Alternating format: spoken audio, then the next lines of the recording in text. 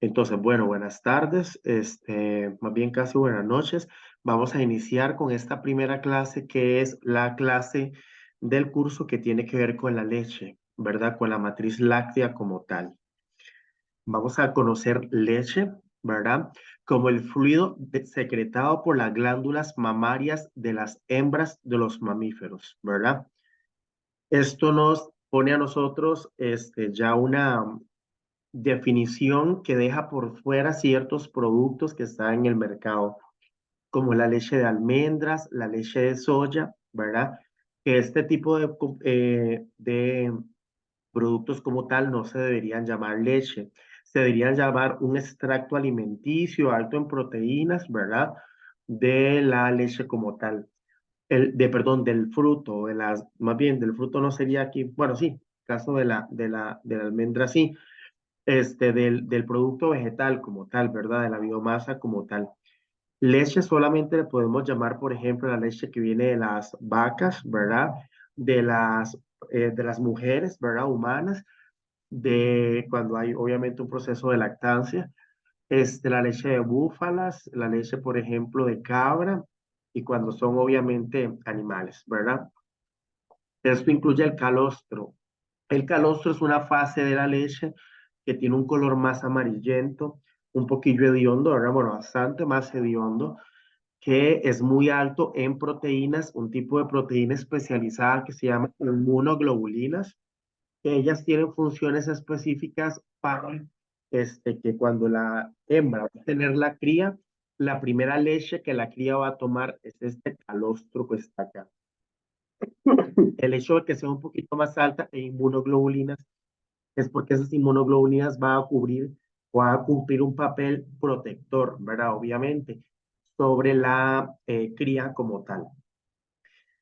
Se dice que, bueno, en la mayoría de vacas, ¿verdad? Que básicamente eso es muy importante. Nosotros vamos a concentrar esta clase en la leche de vaca, no porque la vaca sea un animal privilegiado sobre todas las demás, sino porque aquí en Occidente la leche que nosotros más consumimos es la leche de vaca.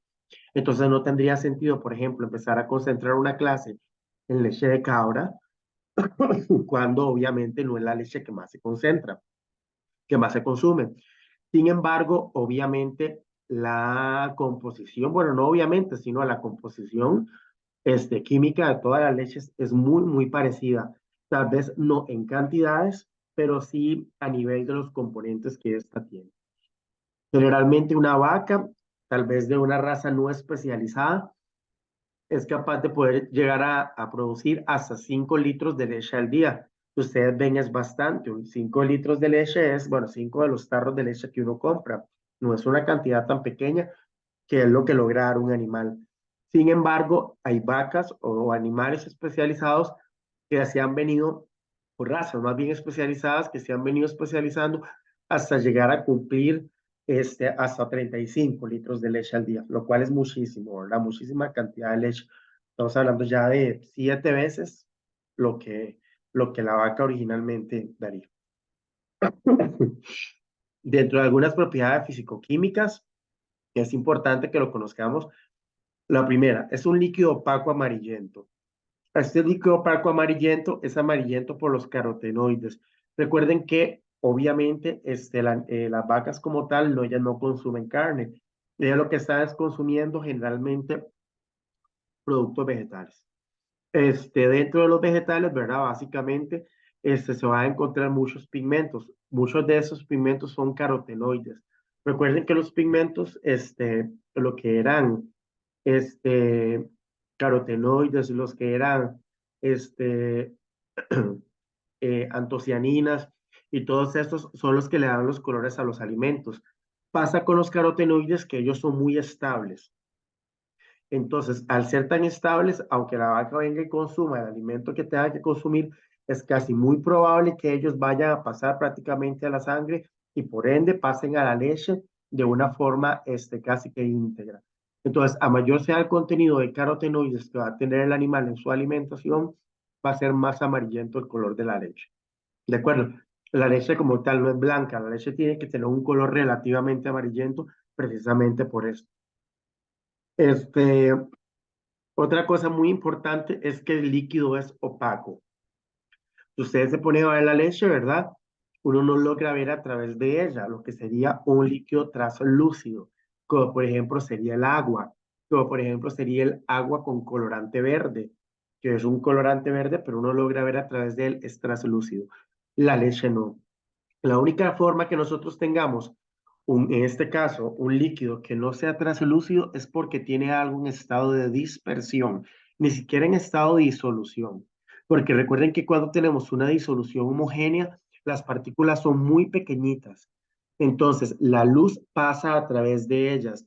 Entonces, no dan ese efecto que se da cuando se da la dispersión de la luz. Si la molécula es más grande, la luz se dispersa, lo que se tiene o lo que se llama efecto Tyndall. Este efecto Tyndall se da en la leche, por eso es que la leche es, bueno, primero que todo es un coloide donde tenemos grasa y proteínas de, bueno, grasa y micelas y además cierta fracción proteica que ahorita la vamos a ver que está en estado de dispersión, flotando, no está soluble, sino que está flotando en la leche, haciendo que la luz pegue y se refracte, ¿verdad? Esto nos explica a nosotros la opacidad de la leche. La leche tiene que ser opaca, perdón por la tos, pero... Y además el color amarillento que les digo que es por los carotenoides. Tiene un sabor parcialmente dulce por la sencilla razón de que el azúcar por excelencia que se encuentra en la leche, digo por excelencia porque es el que más se encuentra, es la lactosa, que la lactosa es apenas 0,25 en relación a 1, ¿verdad? O sea, tiene, digámoslo así, la cuarta parte de dulzor de lo que tendría la sacarosa. ¿De acuerdo? ¿Qué pasa? La lactosa es el principal azúcar de la leche, entonces sabe apenas la cuarta parte de dulce de lo que sabe el azúcar. Adicionalmente, no, el azúcar, la sacarosa. Adicionalmente, no es que hayan cantidades industriales de lactosa en la leche, hay cantidades bajas. Entonces, ese sabor ligera, parcialmente dulce, pero no tan dulce, es precisamente por esas cantidades muy pequeñas de lactosa que hay. Y tras de que no es tan dulce, adicionalmente es muy poca. Pasa que no es el único azúcar que va a tener la leche. La leche como tal puede tener cantidades sumamente bajas de glucosa y de galactosa, porque recuerden que la glucosa y la galactosa juntas, unidas por un enlace glicosídico, nos va a dar la lactosa como resultado. Si yo agarro una leche y le hago un proceso de deslactosado, ¿verdad? O sea, la deslactoso, supongo que así se diría, sería el equivalente que yo agarre esa lactosa, que es ese dímero, glucosa, galactosa, unidos por un enlace glicosídico, y lo rompa por medio de una enzima. Eso lo vamos a ver ahorita más adelante. La enzima lactasa, acuérdense que todo lo que termina con asa es una enzima. Invertasas, sacarasas, lipasas, lipoxigenasas, son enzimas. Entonces, por ejemplo, en este caso, la lactasa rompe la lactosa, que es el azúcar, en dos. En su primera parte, que es la glucosa, y su segunda parte, que es la galactosa. Una leche sin deslactosar va a tener cantidades ínfimas, demasiado bajas de estos dos monosacáridos por aparte. Una leche deslactosada va a tomar toda su lactosa y la va a romper. Por aparte, glucosa y galactosa tienen índices de sabor o de dulzor más altos que la lactosa junta. Esa es la razón por la cual las leches deslactosadas tienen un dulzor más característico que las leches no deslactosadas. ¿Por qué? Porque se rompe el azúcar, lactosa como tal, en sus dos unidades correspondientes, glucosa y galactosa por aparte. Perdón, tiene un pH de 6,5 a 6,75, a excepción en casos de leches que están empezando a pasar a un proceso de descomposición.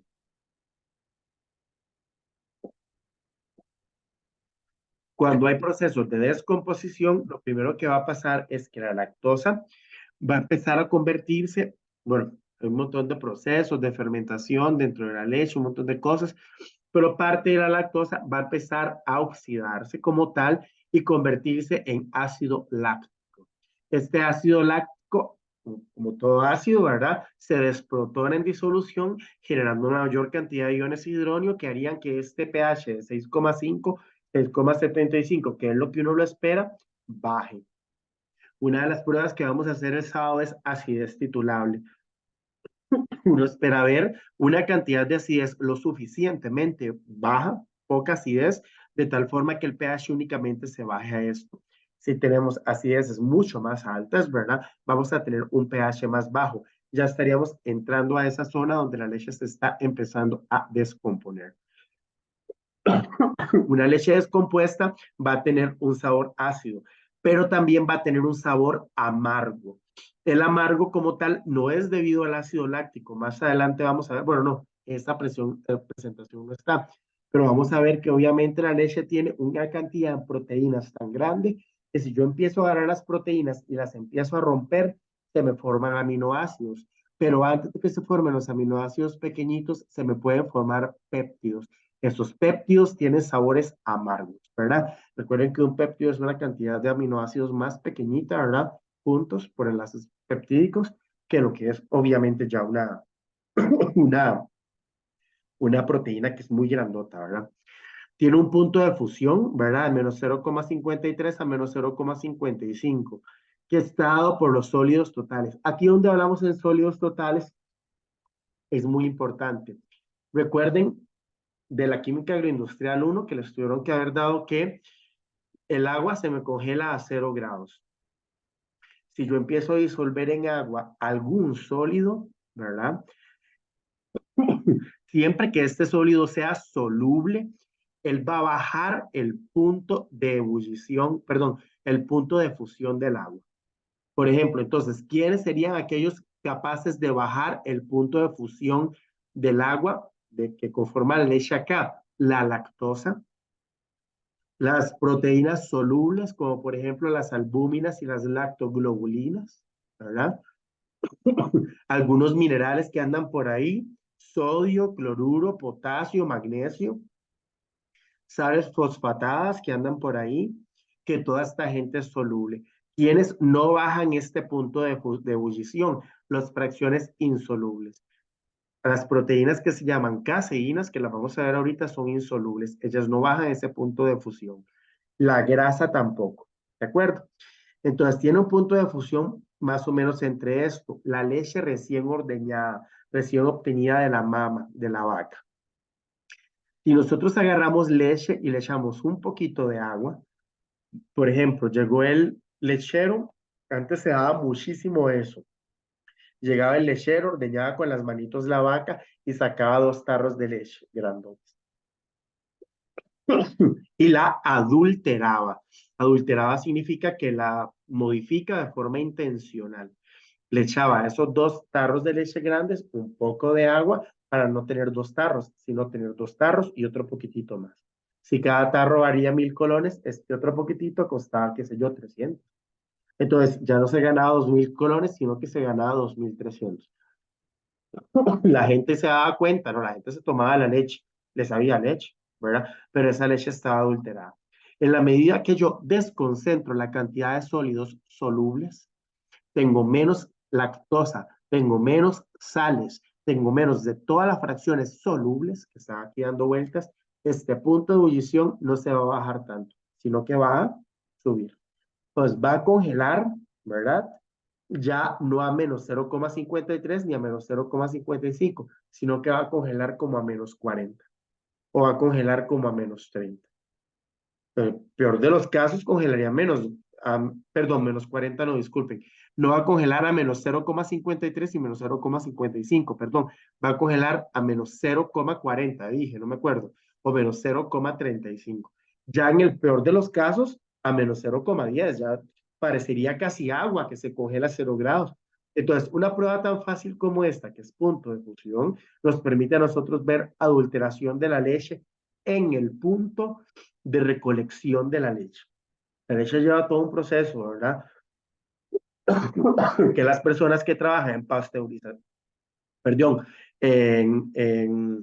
bueno, pasteurización y procesado, la palabra, en procesado de la leche, lo conocen bien. Pero el primero es la toma en el punto, ¿verdad? Donde se va a tomar la leche. esa toma no debería cambiarse de acá, ¿verdad? No deberían variarse esos valores. Y por último, el índice de refracción también es otra medida que nos puede permitir a nosotros ver adulteración. El índice de refracción es, por ejemplo, lo que a ustedes les pasa cuando ustedes tienen un vasito con agua y le meten un lápiz. Si ustedes en un vasito con agua meten un lápiz, el lápiz parece que se quiebra, ¿verdad? Porque la velocidad a la que viaja la luz a través del aire no es la misma que viaja a través del agua. Ese ángulo de diferencia se llama índice de refracción. No vamos a entrar mucho en detalles. Esto se utiliza mucho para ver pureza. El agua tiene un índice de refracción X, ¿verdad? Tal. Por ejemplo, el cloroformo, el éter etílico, el alcohol etílico, no sé, cualquier sustancia orgánica, tienen otros índices de refracción. Entonces, si uno tiene una mezcla de cloroformo con etanol y la empieza a destilar, uno al final, utilizando índice de refracción, logra ver qué tan puro quedó el compuesto o no. En el caso de la leche, igual, este es un índice de refracción para la leche, tiene que andar por acá, ¿verdad? Tanto esta medida de índice de refracción, como la medida de densidad, también no hemos visto densidad acá, la densidad también, ¿verdad? Recuerden que a la medida que yo meto agua, tengo menos sólidos, entonces la densidad va a ser más pequeñita, son dependientes de la temperatura, ¿verdad? Entonces es importante tener en cuenta eso. Esto que se encuentra por acá es una composición. Esta primera diapositiva era muy lenta, no es que voy a durar tanto en todas, ¿verdad? Porque si no nos vamos a dormir a las 11 de la noche. Esta segunda diapositiva que está acá es una comparación que es tomada del Bauí, un libro de química de alimentos. Eh, los que no han sido estudiantes míos, yo generalmente paso libros de química de alimentos. El libro que ustedes tienen de la UNED es muy bueno, el uno. El de química de alimentos 2 es muy escuetito, trae muy poquitas cosas. Es un libro excelente para un estudiante a distancia, pero yo deseara darles mucho más contenido. Entonces, siempre las presentaciones tienen mucha más materia por montones de lo que tiene el libro. De ahí mi insistencia de que ustedes vean las presentaciones para que puedan llevarse un curso de química de alimentos del todo, ¿verdad? Lo más mejor, como dicen, ¿verdad? Que yo pueda dar montado. Ok, esto que está acá es una comparación entre la leche de vaca y la leche humana, ¿verdad? Como tal. Vean que vamos a tener proteínas de dos tipos.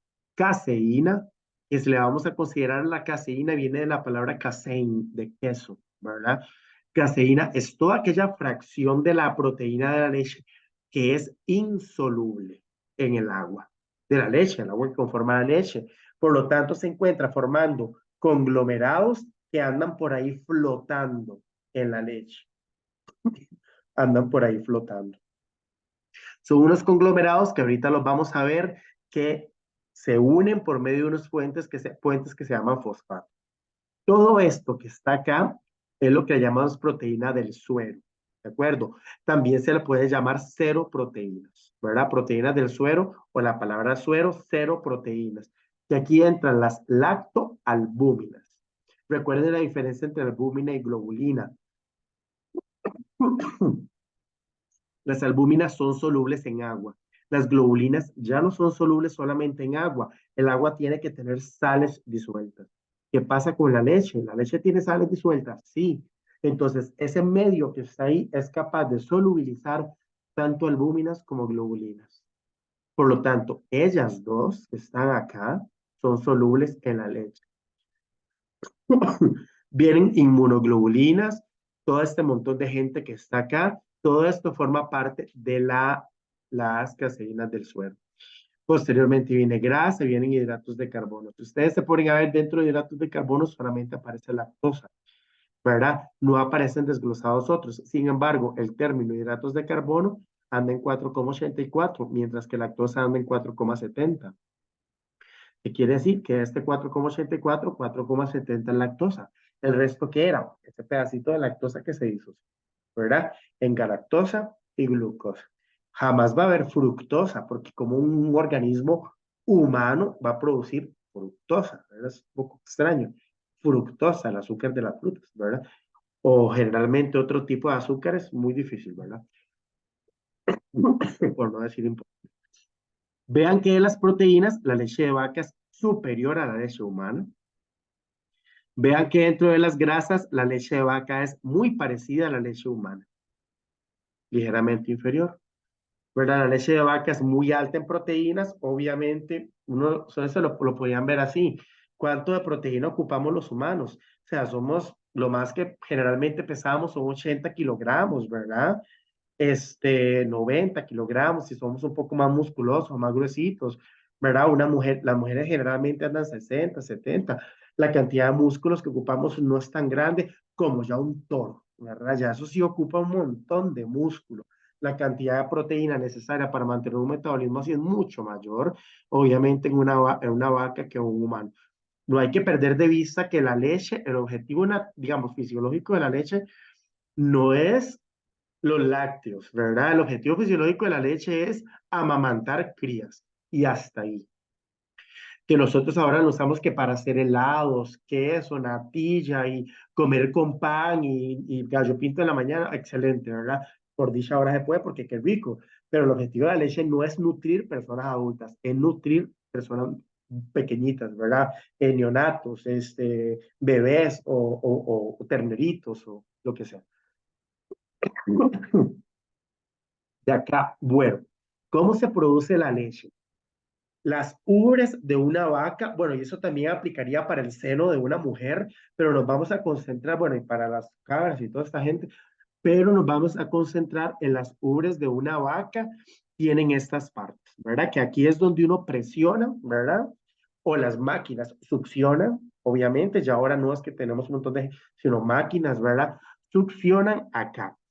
Acá tenemos del pezón el meato, que es la salida como tal. Acá se pueden generar infecciones y es muy propenso a infecciones. Al fin y al cabo, es un hueco que está abierto hacia el cuerpo. Muchos microorganismos van a tender a tratar de entrar ahí, dándonos un tipo de infección que se conoce como, me va a ir el nombre de eso. Ay, dándonos un tipo de infección que se conoce como mastitis, ¿verdad?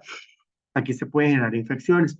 Dentro de esto está la cisterna del pezón.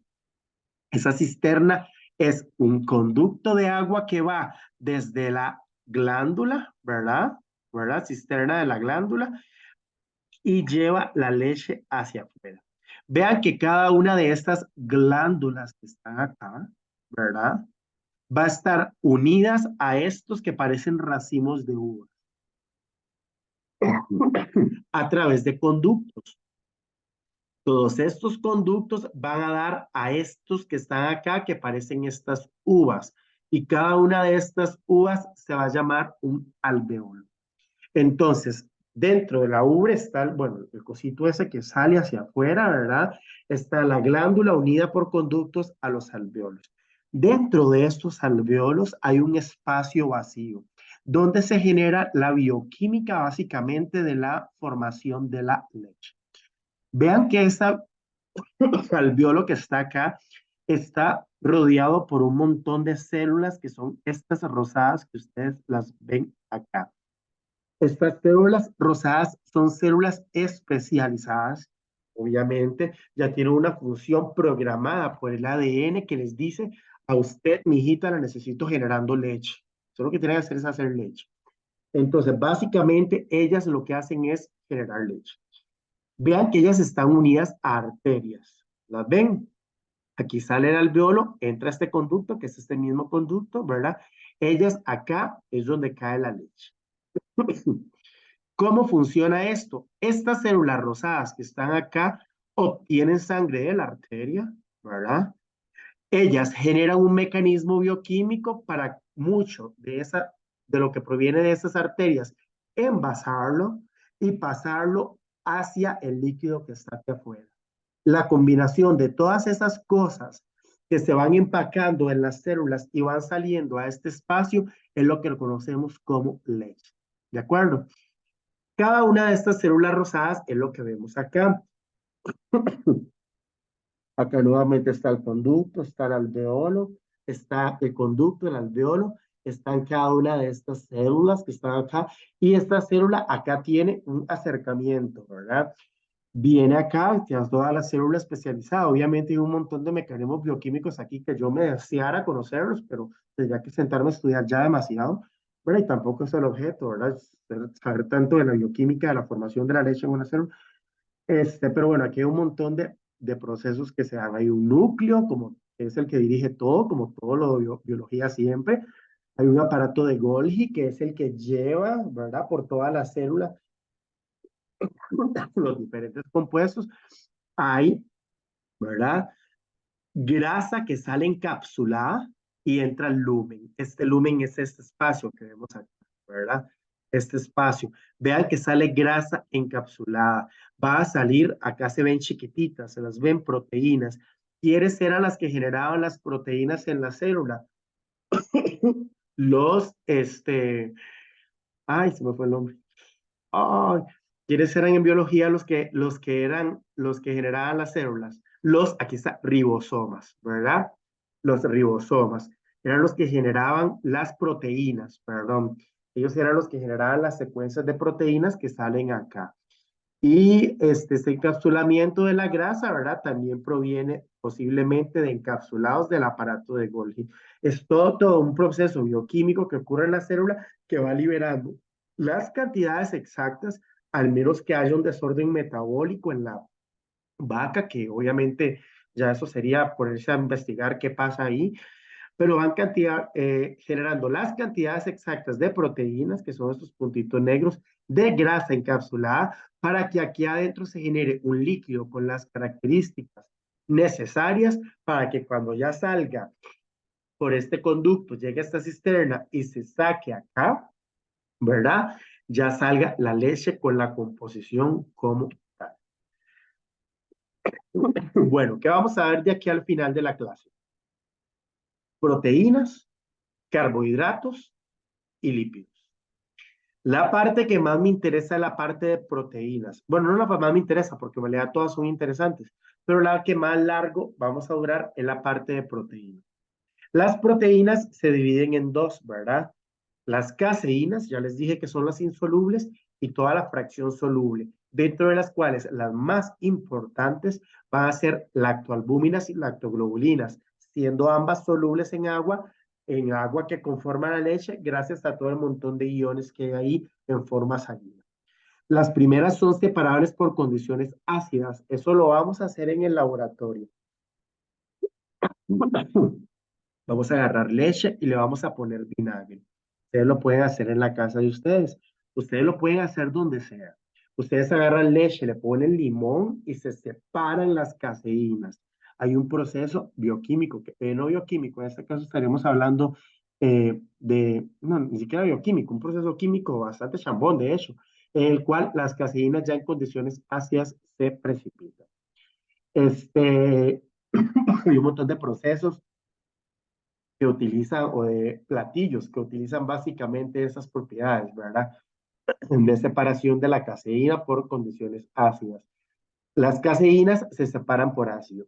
Las lactoalbúminas y las lactoglobulinas se separan de otra forma, se separan por calentamiento.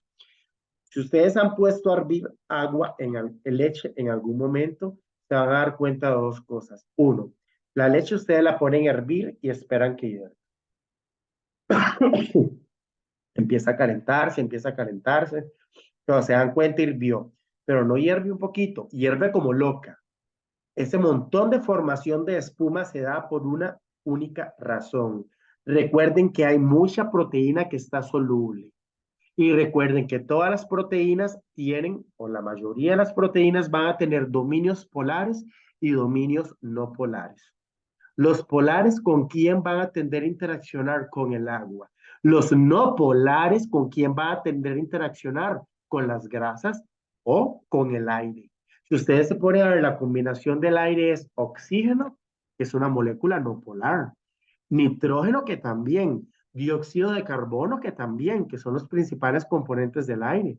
Entonces, el aire como tal tiene una naturaleza entre comillas, ¿verdad? No polar. Bueno, no entre comillas, no polar, de hecho. Parecía, llamémosle así, a las grasas. ¿Qué pasa?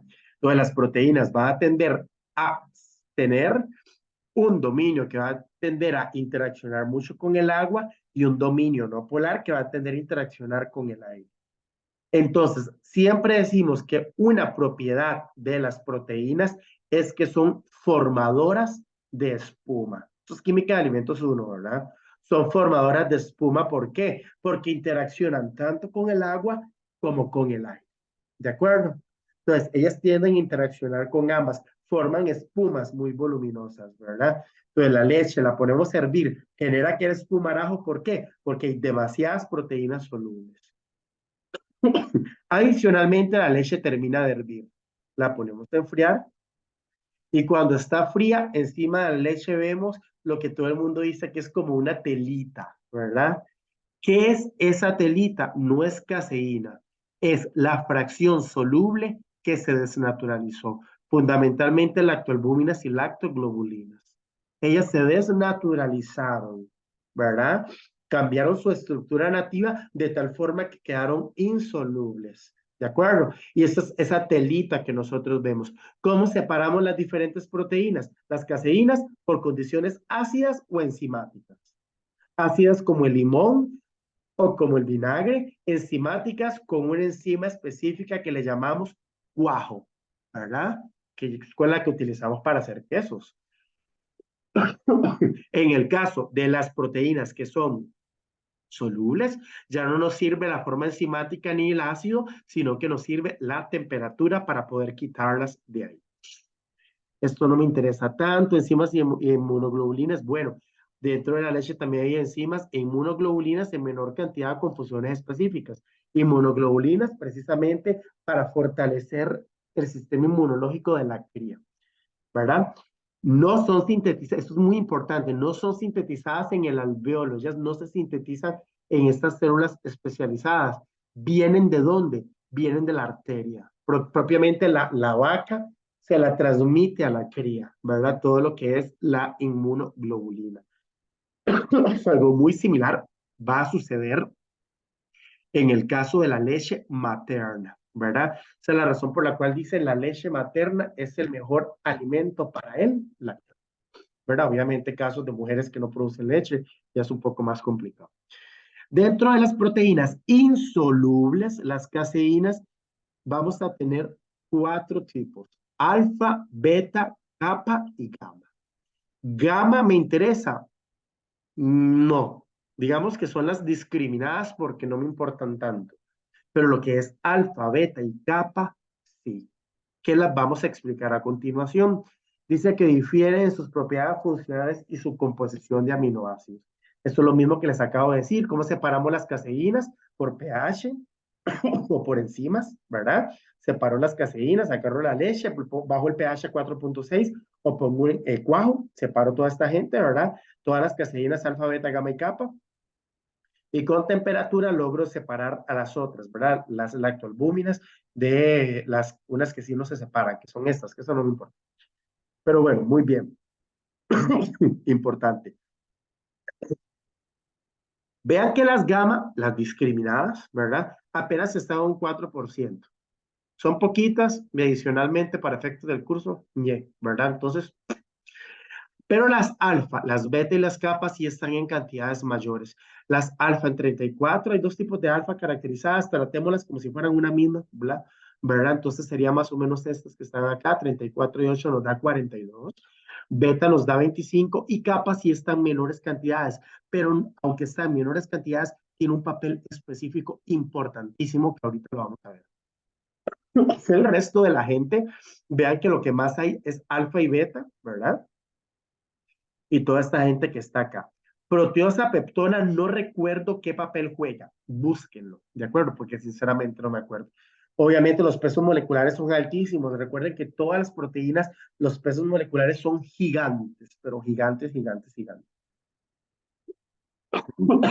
Si ustedes se ponen a ver, incluso vean que una fracción como esta, proteosa peptona, puede llegar hasta 200,000. es mucho mayor que las caseínas. Entonces ustedes dirían, qué raro, porque si esto es más grande, esto puede llegar a 150.000 hasta 1.000.000, ¿verdad? Y esto no pasa de los 25.000. Entonces, ¿por qué esta gente es la insoluble y esta gente es la soluble? La gente más pesada debería ser la insoluble, por la siguiente razón. Es cierto que esta gente, ¿verdad? Tiene tamaño muy pequeñito, pero resulta que esta gente no está sola. Esta gente está formando conglomerados, ¿verdad? Hasta formar un montón de bolitas juntas que tienen un tamaño mucho más grande. ¿De acuerdo? Y eso lo vamos a ver acá. Importante. Cosas que me interesan. Alfa caseína, beta caseína y capa caseína. Todo esto que está acá es la secuencia de aminoácidos. Ustedes saben que para yo tener una proteína tengo un aminoácido unido por un enlace glicosídico a otro y a otro y a otro y a otro así sucesivamente, un montón de enlaces glicosídicos todos juntos. Y puede tener esta secuencia que está acá, donde cada letrita representa un aminoácido. Por ejemplo, la I representa la isoleucina, la L, la leucina, la S, la serina. Que ven ustedes acá que muchas de esas S que están acá, en la alfa y en la beta, tienen serinas, que es la S, ¿verdad? Vean, acá esto no es serina, acá aparece una primera serina. Pero esa serina tiene arriba una letrita A pequeñita, una A chiquitita. ¿La ven? Serina con una letrita A, serina con una letrita A, serina con otra letrita A, luego viene E y E, que no recuerdo qué es, ni me interesa. Luego viene una serina que no tiene la letrita A, serina con una letrita A aquí de nuevo, acá abajo hay otras, acá abajo hay otras, ¿verdad? Acá abajo hay otras, acá abajo hay otras y acá abajo hay un montón más. ¿Qué pasa con esas serinas? Con esa letrita A. Ese residuo de serina, que es este aminoácido que está acá, ¿verdad? ¿Lo ven? Acá está el grupo ácido, aquí está el grupo amino y aquí está el residuo. Esa serina que está acá está fosfatada, o sea, en su unión de O, de oxígeno que tenía aquí como parte de su grupo distintivo. Tal vez una cosa que no he hecho, debería hacer, es recordarles cómo es la serina, ¿verdad? Vean que esta es la serina. Tiene un OH acá como parte de su grupo, digámoslo así, que la diferencia de los demás aminoácidos. Este OH que está acá ya no está unido, este oxígeno que está acá ya no está unido a un hidrógeno, sino que ese enlace cambió por la unión a un fósforo. Se encuentra fosfatado. Ese fósforo que está ahí, ese fosfato que está ahí, es capaz de generar, es capaz de generar enlaces o más bien interacciones ion, iónicas, ¿verdad? Básicamente es un fosfato con el calcio. ¿Lo ven? Si yo tengo este fosfato acá, este fosfato va a quedar con carga negativa. Si yo meto calcio en el medio, esa carga negativa de este fosfato va a tender a interaccionar con la carga positiva que tiene el calcio, porque ese calcio no es que yo lo voy a meter metálico, ¿verdad? Como meter un pedazo de calcio ahí, yo lo voy a meter en forma de iones. El calcio forma un catión, que es el calcio más 2, ¿verdad? Ese catión que tiene carga positiva interacciona con este fosfato. Fosfato interacciona con el calcio. Entonces voy a poder tener en cada una de estas serinas un montón de puentecitos. Fosfato, calcio, fosfato. ¿Lo ven? Fosfato con calcio con otro fosfato. Fosfato con calcio con otro fosfato, formando clusters. Estos clusters que están acá, fosfato con calcio, son esos pedacitos que mantienen unidos a un montón, ¿verdad? De caseínas juntas. ¿Los ven? Forman clusters, esos que están ahí. Vean que la alfa caseína tiene esos serinas fosfatadas. La beta caseína también las tiene. Véanlo, acá hay una, acá, acá, acá, acá. ¿La ven? Por acá, bueno, aquí no hay tantísimas, Pero vean que la capa caseína casi no las tiene. ¿Las ven? Por acá básicamente no aparece ninguna. No recuerdo si hay alguna. Creo que no, no hay ninguna. ¿Verdad? No hay ninguna. ¿Verdad? Entonces, esas fosfataciones con calcio son propias de la alfa y de la beta caseína. No son propias de la capa caseína. Entonces, ¿qué pasa? Resulta que sucede lo siguiente. La alfa, la beta y la gamma, aunque recuerden que la gamma la estamos dejando por aparte, son sensibles a la concentración de calcio, ¿verdad? En el medio de la leche va a haber mucho calcio. Si yo las dejo a ellas solas, ¿verdad? Vamos a hacer esto aquí en el programa que yo tengo una relación tóxica, acuérdense, ¿verdad? Con este programa, con Paint, ¿verdad? Lo odio, pero lo ocupo. Recuerden que yo tengo todo un montón de caseínas.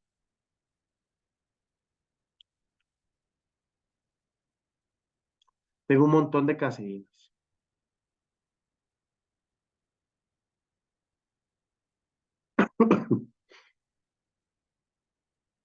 Alfa, beta y gamma. La capa no la mencionemos todavía. Todas ellas están separadas. Si yo vengo y pongo un montón de iones calcio en el medio, ¿verdad? Ellas van a intentar interaccionar con estos iones calcio. Interacción acá, interacción acá. Interacción acá, interacción acá. Interacción acá, interacción acá. Si yo no pongo algo que cubra alrededor estas caseínas, ellas van a tender a interaccionar con el calcio que está en el medio y a precipitarse en forma de caseinatos de calcio, que al fin y al cabo eso es lo que le llamamos queso, ¿verdad? A grandes rasgos, ¿verdad? Cuando yo agarro un montón de caseínas y quito esta capa que cubre aquí alrededor, ¿cómo la quito? Con ácidos, ¿verdad? Ahorita dijimos, ¿verdad? La quito con enzimáticamente, ¿verdad? Yo vengo y quito esta capa que está aquí alrededor, le permito a esas caseínas acercarse entre ellas por interacciones con calcio y ¡pam! Todas irse para el fondo.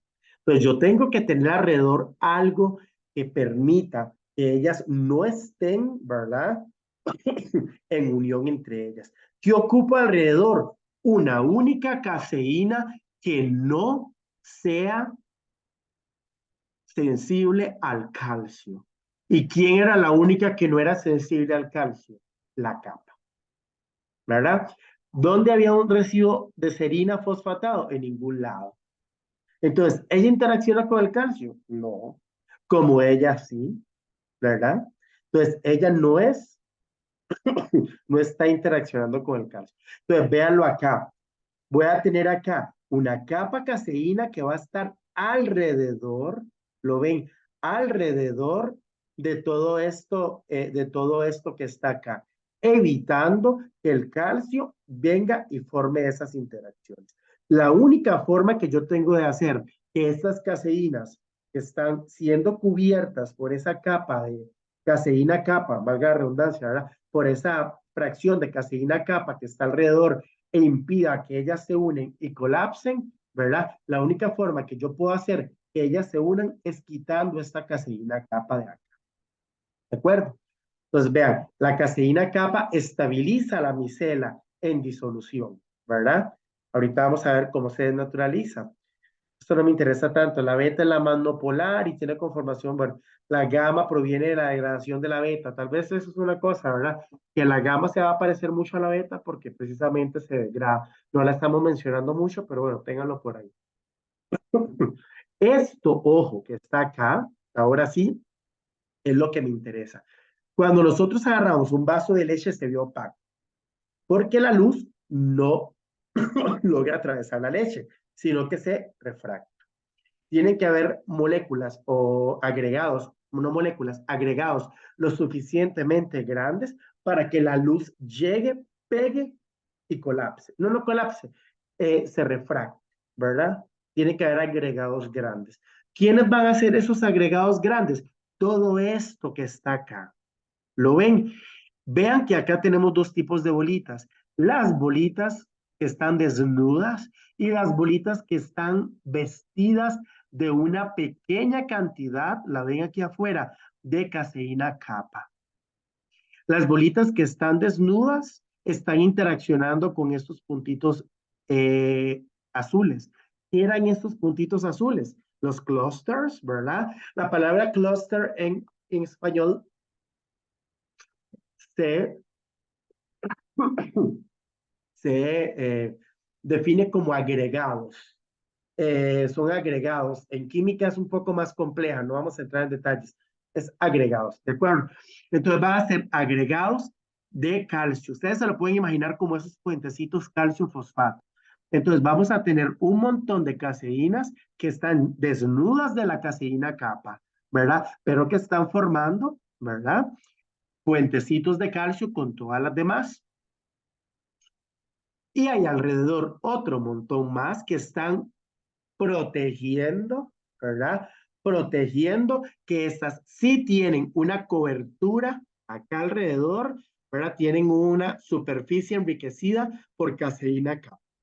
¿Lo ven? Esta superficie enriquecida por caseína kappa es lo que evita que dos agregados de estos, vamos a irnos al programa tóxico de nuevo, ¿verdad? Que dos agregados de estos colapsen entre ellos. ¿Por qué? Porque están estas caseínas capas que no los dejan acercarse. En la medida que yo venga y quite estas caseínas capa de acá, ahí sí no hay quite, ¿verdad? Si yo quito esto que está acá y esto que está acá, eso es un tortón. ¿Por qué? Porque ahí sí se van a acercar entre ellos, ¿verdad? Se tienen que acercar entre ellos. Entonces yo vengo, ya quité esas fraccioncitas que están ahí, ¿verdad? Y ellas dos se unen y ¡plá! Interaccionan, se unen más y se generan grandes agregados, ¿verdad? Que es lo que le llamamos queso, que ahorita lo vamos a ver. Bueno, entonces, veámoslo acá. La estabilización bueno, de esto, que le vamos a llamar no es una micela como tal, es, bueno, la fracción insoluble, ¿verdad?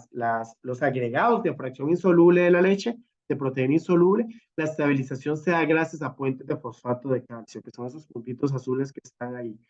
La superficie de los centros hidrofóbicos, ¿verdad? Eso de estar aquí afuera se estabiliza gracias a la presencia de la proteína kappa. Acá adentro decimos que son centros hidrofóbicos, ¿por qué? Porque de hecho no interaccionan con el agua. Tiene todo el sentido del mundo, porque si no tendrían a ser solubles una vez que se forme el queso. Si la gente que está aquí adentro fuera no hidrofóbica, sino hidrofílica, tendería a ser soluble en agua. Entonces, una vez que yo quite la caseína capa que está aquí adentro, esta gente llega, se combina con el agua y se solubiliza. Entonces, no tendríamos quesos, tendríamos líquido de queso, ¿verdad? Eso no puede pasar. Entonces, no puede ser soluble. La caseína capa, ¿verdad? ¿Verdad? Que es la que está aquí alrededor cubriendo, son trímeros. Eso, bueno, quiere decir que son 3 unidades de proteína, estabilizados por puentes disulfuro y puentes de hidrógeno. Eso es la característica química, no me interesa tanto. Pueden ser susceptibles a cambio del pH, produciendo la desnaturalización. Y ahorita vamos a ver cómo ocurre. Esto lo vamos a ver en esta diapositiva, donde lo tenemos todo. La desnaturalización se puede dar por pH y también por enzimas como la quimosina, ¿verdad? Otras proteasas que funcionan a otros pH, ¿verdad? Proteasas es que rompe proteína. El tratamiento con ácido acético centrífuga se obtienen caseinatos de calcio, ¿verdad? Que eso lo vamos a ver ahorita. Eso es aparte de lo que se puede leer en el libro, porque aquí lo que me interesa es que veamos el mecanismo químico como tal. Esto es lo mismo, ¿verdad? Que acabamos de decir, que las alfa tienen un montón de serinas fosfatadas, serinas fosfatadas, que como los fosfatos tienen una carga formal, sí, porque no es carga parcial, tienen una carga formal negativa, va a tener una carga de -12. La beta también de -11. Cada uno de estos fosfatos aporta un menos, ¿verdad? Creo. Aporta carga negativa y al final nos dan cargas negativas como tal, que son las que interaccionan con el calcio positivo, generando esos agregados, ¿verdad? Que ya vimos. Esta es la diapositiva que cierra este tema. Alfa.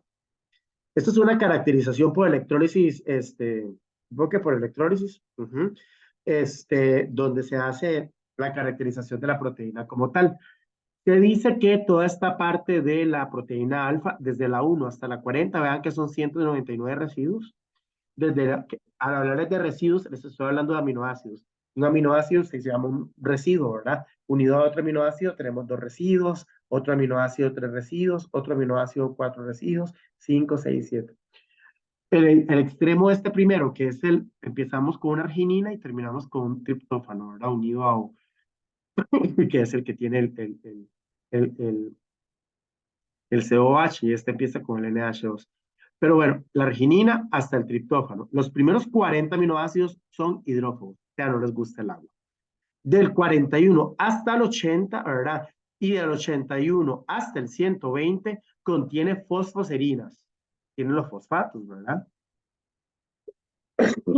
Y carboxilos, muy sensibles a los iones calcio. O sea, tienen toda esta gente que está acá, es la gente que le encanta el calcio, que le encanta abrazarse con el calcio para formar agregados.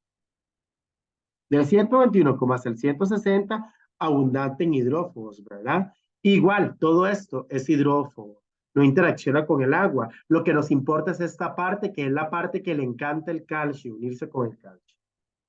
Vean qué pasa con la beta.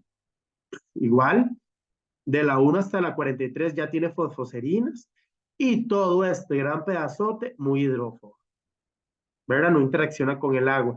Tanto esta gente como esta gente no interacciona con el agua. Por eso se mantienen adentro. Acuérdense que esos agregados están flotando en la leche, ¿verdad? Estos agregados están flotando en la leche. Tiene sentido que lo que se mantiene adentro, lejos del agua que está aquí alrededor, sea lo hidrófobo. Obviamente, porque si fuera hidrofílico tendería a tratar de interaccionar con afuera, digamos, con la parte de afuera, ¿verdad? Que es donde está el agua. ¿Qué pasa con la capa? La capa, ¿verdad? De los aminoácidos de la 1 a la 88 son cisteínas muy reactivas, son capaces de formar puentes disulfuro. Recuerden que cisteína y cisteína nos forman una cistina por un puente disulfuro, por un enlace disulfuro. De la 1 a la 105 son zonas hidrófobas que presentan algo de estructuras de Balá, ¿verdad? Es una parte muy hidrófoba. Entre 105 y 106 hay un residuo, ¿verdad? Entre estos y estos. El enlace 105 y 106 es un enlace donde el 105 es un aminoácido que se conoce como fenilalanina. Y el 106 es un enlace que se conoce como metionina. Entre el 105 y el 106 hay un enlace. Ese enlace es el enlace que una enzima muy específica llamada QUA, ¿verdad? Rompe ahí, ¿verdad? Entonces, entre este enlace 105 y 106, fenilalanina metionina es hidrolizada por el cuajo, que químicamente se llama renina, ¿verdad? Produciendo la paracaseína capa, que es toda esta zona 105 a la 1, y el macropéptido de 106 a 109. ¿Qué pasa? Resulta que este macropéptido es muy hidrófilo. Entonces, ¿qué sucede acá? Donde yo rompo acá, ¿verdad? Toda esta zona que era hidrofóbica, ¿verdad? Estaba interaccionando con la gente de adentro, que también es hidrofóbica. Y toda esta gente que era hidrofílica está interaccionando con la gente de afuera, que es donde está el agua. Si yo rompo acá, esta paracaseína, ¿verdad? Va a tender a quedarse pegada a esta gente, mientras que este macropéptido se va con el agua. Se rompen todas estas partecitas que están acá, que es la capa de caseína. Por eso es que la caseína se posiciona alrededor, porque tiene una zona hidrófoba, que es la que está interaccionando por dentro, con la parte de adentro, y tiene una zona hidrófila, que es la que está interaccionando con la parte de afuera, ¿verdad? No es casualidad que ella ya voy a ponerme aquí porque me gusta. O sea, no, ella se pone adentro, ¿verdad? Y afuera porque tiene dominios polares y no polares, ¿verdad? Donde yo rompo esta capacidad, llamémosle así, emulsificante, entre comillas, porque funciona muy parecido a un jabón, ¿verdad? Se rompe por completo. La parte polar se va con el agua, la parte más parecida a lo no polar se va para adentro. Entonces, queda toda esta gente desnuda, empieza a colapsar y se me separa caseína de leche, ¿verdad? Del suero de la leche y de la fracción que es lo que queda. Y esto es lo que le llamamos la separación de la caseína, ¿verdad? A partir de esa caseína se prensa, ¿verdad? Se sala, se prensa, se pone a prensar. Los métodos son innumerables, ¿verdad? Para obtener quesos frescos, se pone a madurar para obtener quesos madurados, ¿verdad? Se prensa con mayores cantidades de cloruro de calcio o de sales para tener quesos de mayor dureza y así sucesivamente un montón de cosas más, ¿verdad? Este es el mecanismo bioquímico que es lo que a mí me importa. Este es un curso de química. Ya lo que ustedes vean de ya quesos y todo, ya lindísimo, es precioso, pero eso se ve más adelante. Aquí vemos química. Bueno, esto ya para ir mucho más rápido, porque quisiera ya en 20 minutos estar terminando, son las micelas, ¿verdad? Estos agregados que están aquí, es una belleza. Esta es una micrografía, ¿verdad? Tomada 100 nanómetros, un tamaño, entonces, uy, eso es una cosa demasiado pequeña, ¿verdad? Son nanómetros 10 a la menos 9, o sea, 0,00000000100, ¿verdad? En este caso, porque son 100 metros, o sea, eso no se ve a simple vista, ¿verdad? Sí, ¿verdad? Que la proporción anda por ahí, ¿verdad? Por los 150 nanómetros, más o menos, son casi todos, ¿verdad? Es ya una suspensión. No, no es una suspensión, es un coloide. Entonces, obviamente, al estar en la zona coloidal, da el efecto de Tyndall. Decimos que en 1 mililitro de leche, que son 20 gotas de leche, hay todo este número de micelas. 1, 2, 3, ahí vamos por los miles. 1, 2, 3, ahí vamos por los millones. 1, 2, 3, ahí vamos por los billones, que es 1 millón de millones.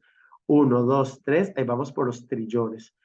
Y como cuatrillones, ¿verdad? Es un número que uno ni siquiera se logra imaginar en 20 gotas de leche, ¿verdad? Esto que está acá, bueno, son cosas que me interesan, sí, ¿no? ¿Verdad? Esto es, validate esta diapositiva, saltémonos. Esto está en un libro muy viejo, que es un libro que yo sigo insistiendo que aunque ya no se use, es un libro muy lindo, que se llama Fenema. Si alguno de ustedes lo quiere, me lo pide. Owen Fenema, Química de Alimentos. Hay un capítulo muy espeso que se llama Leche. Viene todo esto explicado, ¿verdad? Si alguno de ustedes lo quiere, yo se lo puedo pasar. Es un libro muy lindo. Habla de que la micela, el complejo caseína y los monómeros de la caseína solita, ¿verdad? Si yo meto calcio, quito calcio, favorezco uno, favorezco otro, ¿verdad?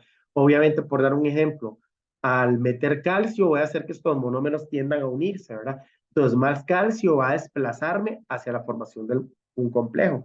Pero si yo quito calcio, los monómeros se van a separar, por dar un ejemplo. Al hablarles de hidrógeno, les estaba hablando del pH, ¿verdad? Donde yo modifico el pH y me muevo para un lado para el otro, ¿verdad? Por ahí anda el asunto. Todas las fracciones que no son la proteína, que son las caseínas, que llamamos proteínas solubles. Son las presentes en el suero, seroproteínas. Yo les decía, estos productos que se llaman whey es proteína soluble, no es caseína, ¿de acuerdo? Son proteínas solubles. ¿Qué pasa con esas proteínas solubles? Tienen índices de aprovechamiento altísimos desde lo nutricional. Tienen un valor de biodisponibilidad proteica. Esto lo vamos a ir viendo conforme pase el tiempo. Acá tengo esta diapositiva rapidísimo. Eso se llama bioavailability, biodisponibilidad, índice de biodisponibilidad. El índice de biodisponibilidad siempre está calculado con una base. Esa base es el huevo entero, que le ponemos 100. El huevo entero, el cuerpo lo absorbe como 100, llamémosle así, ¿verdad? ¿De qué depende de qué tanto absorbe el cuerpo una proteína o no? De muchas razones. Dejando la parte de la persona, por aparte, ¿verdad? Porque obviamente van a haber diferencias metabólicas en la absorción, en qué tanto yo tolero un alimento, no lo tolero, dejando esa parte completamente por fuera, ¿verdad? Los aminoácidos que formen el alimento, la forma como están configuradas esas proteínas, ¿verdad? Va a hacer que esas proteínas puedan ser más asimilables por el cuerpo o no. Vean que el huevo entero se le asigna un valor de 100. ¿Quién aparece más arriba? El concentrado whey, que es esos tarros de proteína grandotas que se utilizan en el trabajo básicamente de musculación. Aparecen en 104. Tiene sentido que la persona que quiere adquirir mucha masa muscular a través del consumo de proteínas los tome. Tiene una disponibilidad altísima. Eso se toma y de un solo se va a plasma. Bueno, no vamos a decir eso porque sería una estupidez. Obviamente hay un proceso digestivo y todo, pero quiero decir que se aprovecha mucho. Los aislados del whey, que bueno, esos ya son mayores, ¿verdad? Que el aislado ya no nos interesa tanto. Luego del huevo entero está la leche de vaca.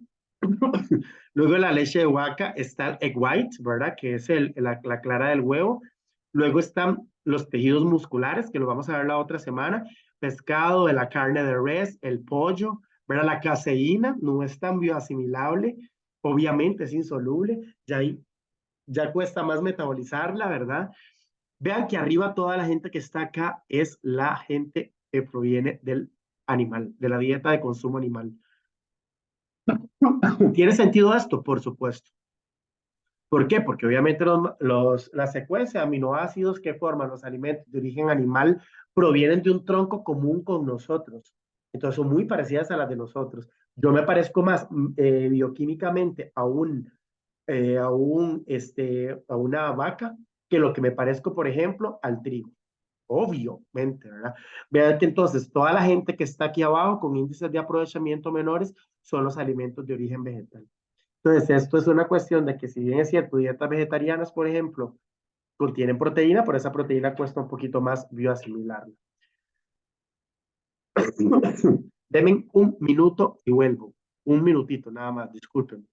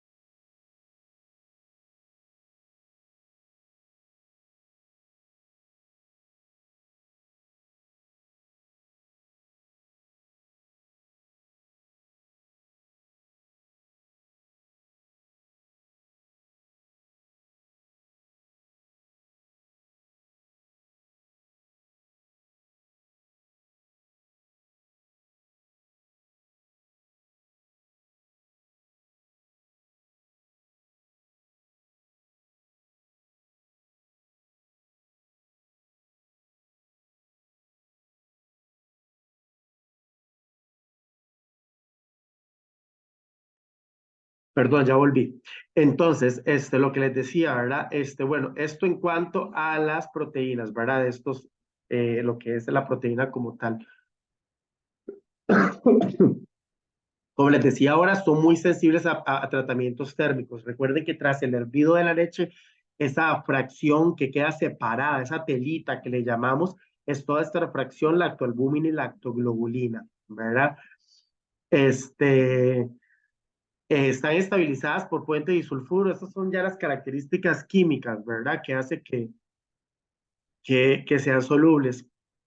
Recuerden que obviamente para ser soluble tiene que tener mucha interacción con el agua. Entonces, es de esperar que los dominios que conforman la fracción polar estén orientados. Al hablar de lactoalbúminas y globulinas, generalmente no, la forma va a tender a ser redonda, ¿verdad? Entonces, todos esos dominios que van a estar alrededor interaccionando con el agua van a ser dominios que van a estar interaccionando ya sea por puentes de hidrógeno o por interacciones de polares, ¿verdad? Con iones, ¿verdad? Que están propiamente en la leche como tal.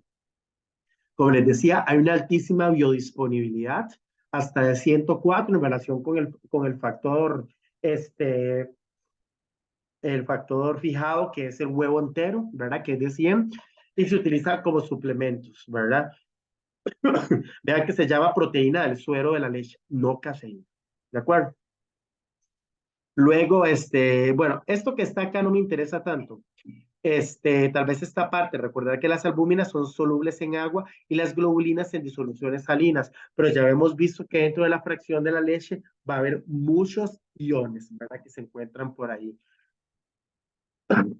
Todo esto que está acá son características, llamémosle así, químicas como tal. Las vamos a leer rapidísimo. El caso de las beta-lactoglobulinas, oligomeriza formando agregados más grandes que se pueden separar por sulfato de magnesio y amonio. Vean que yo inicialmente en esta diapositiva de acá, vamos a devolvernos bastante al inicio, yo en esta diapositiva les había puesto que yo podía separar ciertas fracciones de la leche utilizando sales, sulfato de amonio, magnesio, para poder separar unas de las otras. Eso nada más es un, digámoslo así, como un detalle, que lo pongo para que lo tengan en cuenta, pero ya para efectos de evaluación y eso sí no me interesa tanto como tal. Este, Se dice que las beta-lactoglobulinas no están en la leche materna, ¿verdad? Como tal, recuerden que la leche materna de la mujer tiene cantidades mucho más bajas de proteína, porque los seres humanos no necesitamos tanta proteína. Ahora está mucho de moda esto de que el fitness, de que el músculo, ¿verdad? Y todo eso. Entonces, la gente, bueno, no sé si ustedes han visto que han sacado leche alta en proteína, cereales altos en proteína, yogur alto en proteína, queso alto en proteína, todo alto en proteína. Y esto es un problema porque la proteína, si no se está absorbiendo en el cuerpo, obviamente un exceso de proteína, tampoco desde el punto de vista metabólico es tan bueno, ¿verdad? Entonces, mucho se puede ir a los riñones y puede terminar siendo peor la torta, ¿verdad? Entonces, eso es algo por ahí que hay que tener en cuenta. Bueno, denaturaliza obviamente a calentamientos fuertes, ¿verdad? O a pH muy altos, ya en pH básicos. Tienen residuos de cisteína para formación de puentes de disulfuro, ¿verdad? Que es lo que les da. Recuerden que los puentes de disulfuro se utilizan para dar, bueno, no se utilizan para, o sea, no es que sean diseñados para eso, pero son los responsables de que muchas proteínas tengan esas formas, ¿verdad? Estabilizadas, ¿verdad? Puentes de disulfuro le van a dar esa formita redondita a esas proteínas, igual que las lactoalbúminas, ¿verdad? Tienen puentes de sulfuro para tener esas formitas redonditas, ¿verdad? Y porque si no, se abren, ¿verdad? Y terrible. En las lactoalbúminas, parte de la síntesis de la lactosa se dice que se da esa proteína y es una estructura proteica muy similar a la lisocima del huevo, que nos habla de que posiblemente los bovinos y las aves pues, provienen de un antecesor común. Una de las cosas que tal vez no se habla mucho en proteínas es que las proteínas nos permiten a nosotros, entre más se parezcan las dos proteínas de dos este, especies, se dice que más emparentadas están, ¿verdad? Empezando por el ADN, ¿verdad? Y todo esto, ¿verdad? Pero las proteínas también nos dan un emparentamiento, ¿verdad? Entonces, obviamente se habla acá de posiblemente un antecesor ahí evolutivo similar, ¿verdad? Esto ya lo habíamos visto, porcentaje de la leche, la proteína, esto ya lo vimos. Ya para terminar, carbohidratos de la leche. El primero es la lactosa, ¿verdad? ¿Verdad? Que está unido está formado por glucosa, fructosa. Glucosa, galactosa, fructosa nunca más. Se trata de un azúcar reductor. Recuerden que este carbono que está es el carbono anomérico, que es el que me forma este ciclo que está acá. Este carbono anomérico tiende a tener, al estar abierto, está unido de un grupo, de un enlace, está formando un carbonilo.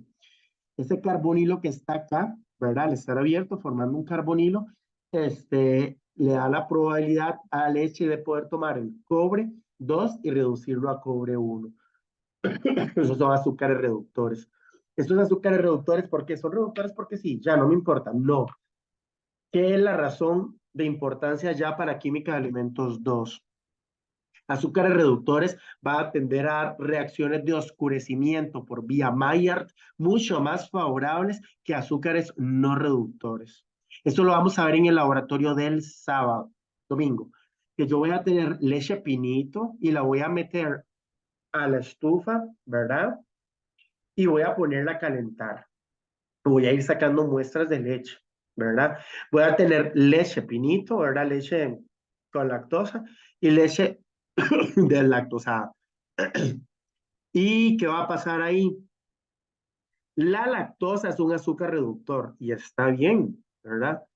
Pero si yo rompo acá por deslactosado, ya no voy a tener solo una unidad de un azúcar reductor, sino que voy a tener.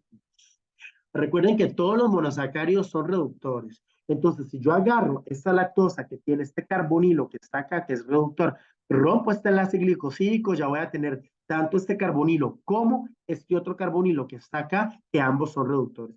Entonces, voy a poder favorecer el doble de tiempo lo que es la reacción de Maillard. ¿De acuerdo? Entonces, una leche deslactosada o la leche, incluso sin deslactosar, va a tender a dar oscurecimiento vía Maillard. ¿Dónde vemos eso? Leche condensada. Ay, que tiene un colorcito así, como colorcito que se ve como oscurito. Hay reacción de Maillard de por medio. Ay, ¿dónde lo vemos más? Estamos haciendo pan y la receta dice que después que el pan esté listo, creció, antes de meterlo al horno, lo tenemos que barnizar con leche y huevo. Hay leche, hay lactosa. ¿Para qué se barniza? Para que nos dé un color más barnizado, ¿verdad? Producto de reacciones de Maillard, ¿verdad? Y así un montón de procesos en industria. Dulzor es bajísimo, ¿verdad? El deslactosado rompe, ya lo vimos. Por un lado sale la glucosa y la fructosa, por aparte ya salen, ¿verdad? Y nos da un dulzor mayor. Recuerden que las leches deslactosadas va a tener un dulzor más fuerte, ¿verdad? Que la leche sin deslactosar, precisamente porque la glucosa y la galactosa son más dulces que la lactosa como tal. Hay un problema acá que es la cristalización de la lactosa. Eso es un dolor de cabeza. Eso es un infierno. No, eso es un infierno, no, eso es complicado. Bueno, otra cosa, antes de que pasemos a esto, dentro de la leche también va a haber cantidades muy pequeñas, que era aquel porcentaje que no era lactosa, ¿se acuerdan? De glucosa, galactosa, sacarosa, chiquititito, ¿verdad? Que posiblemente provienen de la sangre propiamente de la vaca, cerebrócidos y aminoazúcares. Busquen esto lo que es para no parar más en esto. La cristalización. ¿Qué pasa? Esto que está acá es la alfa lactosa. La lactosa se encuentra de dos formas, alfa lactosa y beta lactosa. Si ustedes se fijan, la única diferencia entre esta estructura que está acá y esta estructura que está acá es que en el carbono, que está acá el carbonilo, la orientación del OH está en diferente forma espacial. Eso hace que esta lactosa en presencia del agua se vuelva bien insoluble, sobre todo cuando tenemos cantidades de otros azúcares interaccionando con el agua y saturando de azúcares el medio. La alfa lactosa siempre es un problema, ¿verdad? La beta es más hidrosoluble. Por lo tanto, es el isómero que predomina. Acuérdense que eso se llama mutarrotación. Eso, acuérdense de química de elementos 1, ¿verdad? Esto, digamos, se abre, ¿verdad? Se cierra y se va dando. Yo pongo, por ejemplo, un montón de beta lactosa y le empiezo de beta lactosa, solo beta lactosa en agua y le empiezo a mover. Este ciclo se abre y se empieza a formar la alfa hasta llegar a un equilibrio donde se quedan los dos isómeros, esos son isómeros estructurales, lo suficientemente estables para que haya una proporción de esto y otra proporción de esto. En la leche, ¿verdad? Como tal, lo que más hay es la beta, ¿verdad? Tras la muta rotación, lo que más va a haber es la beta, que es la parte que es más soluble. La alfa, ¿verdad? Monohidratada, cuando está en presencia de agua, es que precipita, ¿verdad? Es la que es insoluble. Se favorece la forma alfa en la medida que yo voy disminuyendo la cantidad de agua. ¿Lo ven? Esta es la más soluble. En la medida que yo voy quitando el agua, como ella es soluble y le gusta tanto interaccionar con el agua, si yo le quito el agua, ¿verdad? Ella va a decir, ya no, entonces ahora me paso aquí, que es donde no me dan agua, entonces ella se pasa acá. En la medida que yo voy, bueno, así muy a lo loco, ¿verdad? Pero realmente obviamente hay un mecanismo por medio, pero se va a favorecer más la alfa en la medida que voy quitando agua. ¿Qué pasa? Esto me da problemas en muchos productos. Casos clave. Pero bueno, primero que todo, eso es un equilibrio que va a depender, ¿verdad? De las condiciones. Si yo agarro leche, alguna cosa que tiene leche, y le empiezo a meter sólidos que interaccionen con el agua, o sea, que bajen la actividad, el AW del agua, ¿verdad? La actividad de agua, estoy dejando menos agua libre. Entonces voy a favorecer más la alfa lactosa sobre la beta lactosa. ¿De acuerdo? Se me va a favorecer más esto que eso. Entonces, ¿qué va a pasar acá?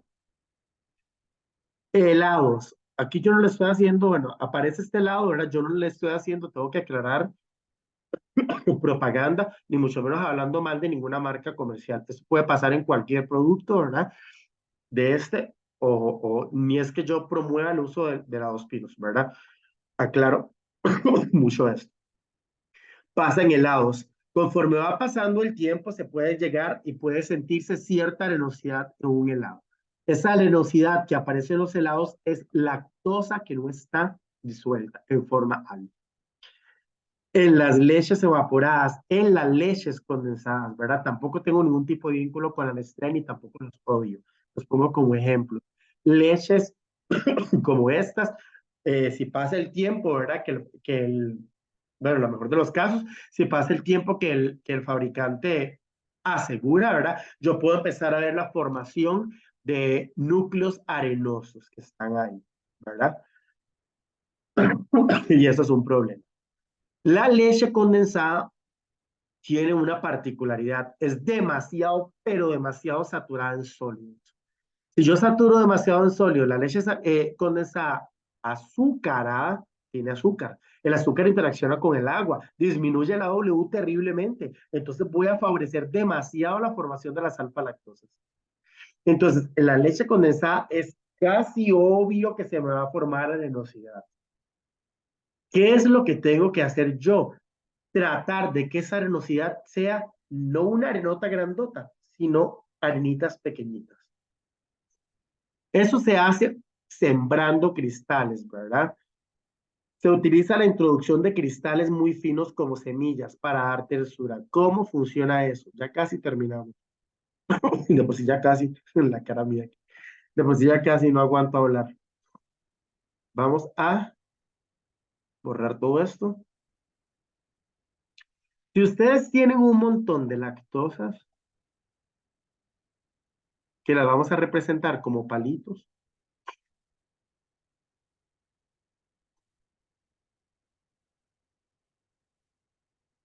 en la leche condensada, y hay agua de por medio, ya vimos que no pasa nada. Si yo voy quitando el agua, todas esas lactosas van a tender a acercarse entre ellas y a precipitarse, ¿verdad? Se forma la parte A, la forma alfa, ¿verdad? Entonces ellas van a tender a acercarse todas entre ellas, dándonos agregados grandes, ¿verdad? Donde todas ellas van, se empiezan a apilar entre ellas, nos van a dar agregados grandes, ¿verdad? Hasta llegar a obtener apilados tan grandes. Bueno, imagínense, ¿verdad? Porque ya ahí no lo logro. Bueno, voy a recortarlo, pero así. Creo que así sí lo logro. Ay, cochinada de programa. Este programa lo detesto, por Dios. Pero bueno, hasta tener apilados más grandes, lo odio demasiado. Necesito buscar otra herramienta que me permita dar clases mejor. Pero bueno, hasta formar agregados más grandes, ¿verdad? Que eso es lo que nosotros percibimos como arenoso. Ese es un defecto, eso es un defecto sí o sí. Entonces, ¿qué hago yo para que eso no pase? Fácil, promuevo que se formen, ¿sí?